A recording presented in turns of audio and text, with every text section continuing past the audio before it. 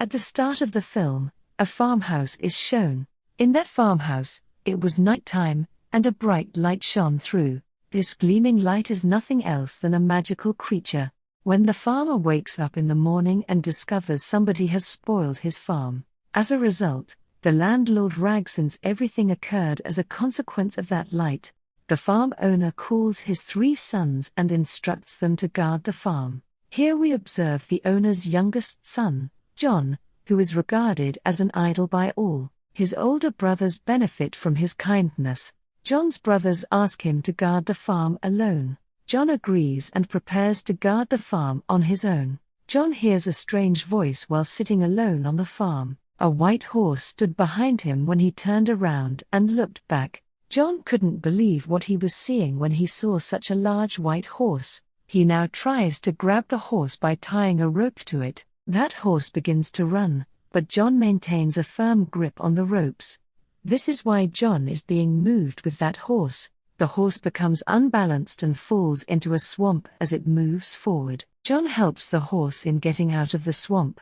Meanwhile, John realizes the horse's eyes are filled with tears. John feels terrible and promises that he will never come near this farmhouse again. The horse thanks John and departs. When John returns home, he hears a sound again from his farm. When John goes there to check, he is shocked to see 2 horses chained there. Before he can understand anything else, a voice tells John that this is a gift for him. When John turns around and looks back, he sees a tiny horse named Foal. In fact, Foal was the son of the horse that John had saved the night before.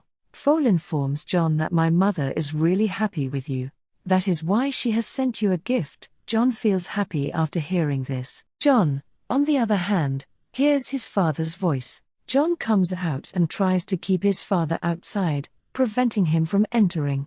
Following his father's departure, John sits on Foal. Foal runs quickly, and John is shocked by his speed. Foal whistles as he reaches a point, and 2 horses come from the stable after hearing his whistle. John thinks he will sell these horses at the market. When John takes these horses to the market, people are shocked by their beauty. No one has ever seen such splendid horses like this. Many people talk about buying these horses from John. Foal also advises John to sell the horses to the older man. John, on the other hand, wants to sell these horses to the king. When the king arrives, he is fascinated with the horses, but his minister believes they are stolen horses. The king takes advantage of this and takes John's 2 horses without payment. When John talks about the money, he remains silent and leaves. John is scolded by Foal, who says, "I've already told you to sell these horses to that old man." When Foal notices him sad, he whistles again, and the horses come back to him. The king's carriage tips over due to these 2 horses. They are thrown into the flour sack. King grows ragged, but he can't say anything because of the chamber, and asks John to set money for these horses. John sets high price for the horses, forcing the king's people to advise that he employ John for his work, because if John lived here, the king would take revenge for his insult. John accepts the king's offer and begins working for him. Now the king's assistant advises him to call a phoenix bird by John, which was a firebird and difficult to bring. According to king's assistant, calling the bird is difficult, and John would never be able to do it. In the meanwhile, you would sentence him to death. King praises his assistant's idea and tells John about it. John also gets ready. When Foal learns of this, he warns John that it will be dangerous. Whoever did this or went in search of that bird never returned. John did not take a step back because he had accepted the challenge. Foal, too, wants to assist John, which is why he takes him into the forest. He shows him a dream nut and tells him that these are the Firebird's special nuts, and the bird enjoys them, but these are the nuts that, when eaten, cause the bird to fall asleep quickly. We were able to quickly capture the bird later on, and they reached the area where it lived. Firebirds live underground, according to Foal, and they throw some nuts on the floor. They wait for the bird to come later, and when it smells the nuts, it comes out from the ground. The bird eats the nuts and faints shortly afterward. As John tries to capture the Firebird, it rises to its feet and begins chasing him. As he rushes to catch John and Foal, the entire island catches fire. That Firebird has captured Foal and John throws the last nut places in front of him. When the Firebird eats that nut, he faints. When he wakes up the next morning, he considered himself chained by them. When John sees that Firebird, he sees tears in his eyes, which makes him feel pretty bad for him. As a result, he frees the Firebird. The bird flies away by opening his feathers as he releases. While on his way out, he gives one of his feathers to John, which was glowing from the heat. Foal assures John that the king would not forgive him now. However, John claims that seeing this feather will convince them that they have captured the Firebird.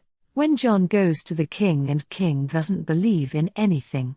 The next day, John was brought for the death punishment. John displays the feather, but it is no longer shining, and the king orders to kill John.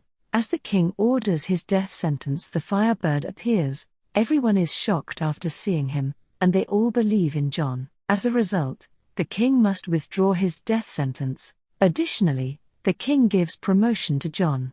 This rags the king even more, so he asks his minister to devise a new plan. After much thought, the minister suggests that we send John to bring a mountain princess. Firstly, John wouldn't succeed, and if he does, it is still in your favor. You could marry that princess, you have the benefit on both sides. King really likes this idea and sends John on this mission.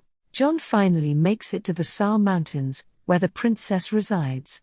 He sees that on the mountain the way of getting into the castle is made up of a thick ice layer. It was quite tough to break that, and in the meantime, a Firebird's feather comes, and the ice wall collapses, causing the remaining ice layer to break. A water flood comes, and Foal floats and falls in it afterward. Like a snowball, he drops down from the mountains. When John enters the castle, he notices a large number of girls. All of them were sleeping. It was extremely difficult to identify the true princess among them. However, when a Firebird feather falls near a girl, John recognizes her as the princess. When John sees that girl's beauty, he becomes astonished, and he informs her that his king is interested in marrying her. On the other hand, the girl claims that if your king is so powerful, he would have come to take me. That girl jumps down from the mountain after saying this. John, too, is unconcerned about his own life and jumps down after the princess. Foal saves them both and carries them down by riding them on his back. After observing John, Foal realizes that he begins to like the princess. Foal realizes that if the king finds out, it will be a problem for him. Princess was listening in on their talks secretly. She, too, thinks she's starting to like John. When they return to the king, everyone is amazed to see such a gorgeous princess. Now that he has seen John alive, King rags, but his followers try to understand him, that this is fruitful for him. Now they're promoting John, but he's not happy about it. He was worried about the princess, so he went to see her secretly. Before he can tell the princess anything, the king's people arrive and take her away. The king proposes the princess. She sets a condition to marry him. If he could bring the ring that belonged to her grandmother to the princess. That ring was lost in the sea. She will not marry until she receives the ring. Following this, King grows anxious, and John arrives. As he stands there, the king shoots him. Foal is asked about the ring by John, but he replies he doesn't know anything about it. Foal tells his mother about it. She informs him that the ring is in the whale's belly. That can be found near a small island in the sea. John goes with Foal, but he falls down due to a collapse with several birds around. It's revealed that John has reached the whale. John notices large chains in the sea, as well as a whale trapped in the chains.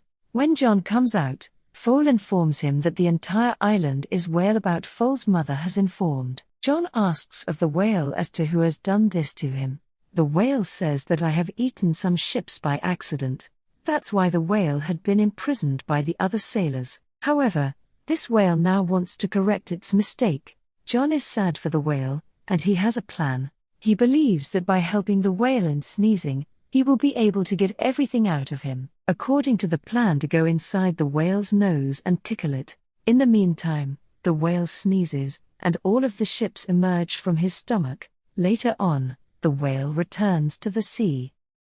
Following the whale's departure, John is reminded of the ring and becomes sad. As a result of the whale's absence, a crab appears with the ring. He tells John that the whale has sent this ring for you because that whale knows about the heart's feelings. They later return to the princess. They take a look at the Firebird that the king has tied to the building. When John gives the princess the ring, she knows that he can do anything for her. On the other hand, the king's man was peering through the microscope at Foal. He feels Foal is a devil when he listens to him speak.